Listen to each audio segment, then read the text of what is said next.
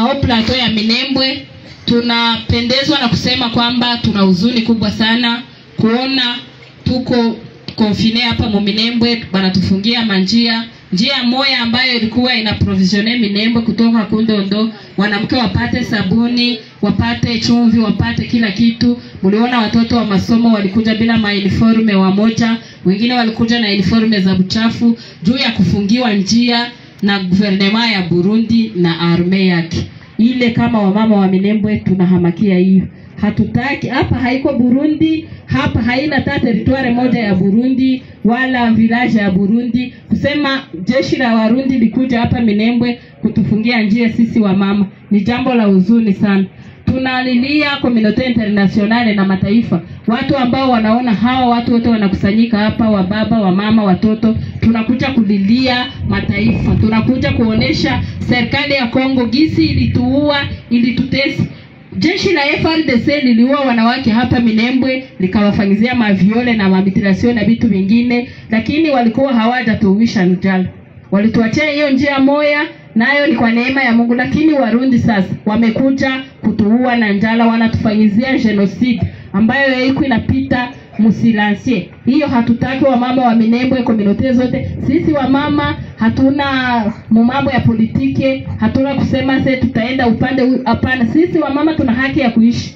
Watoto wanaanza kugonjwa magonjwa ambayo hatuwezi kuyajere. Marujore zinaanza atake batoto, madiare na makorela juu ya kukosa madawa mumtaa ya Minembwe. Wamama tunalilia mataifa, tunalilia maorganisation international kufanya effort yote wakuje kuintervenir Minembwe, kwa sababu Warundi njia ambayo yenye tulikuwa tunataka amo tunapata amo kidogo ya kutusaidia imefungwa na jeshi la Warundi. Kwa kumaliza ni kusema kwamba sisi wamama hatutaki jeshi la Warundi warudie kwao. Walitufanyizia genocide Gatumba, wanakuja tena kutufanyizia genocide Minembwe, kutuuisha njala. Juu ya genocide waliona yenye walifanya Gatumba haitoshi, wanakuwa endelesha Minembwe. Wamama wa Minembwe tunataka kuishi, tunataka haki ya kuishi. Tuko na haki ya kuishi, hatupendi kumalizika, tunakatala genocide. Stop killing Banyamulenge. Nawapenda sana bandugu yangu Banyamulenge.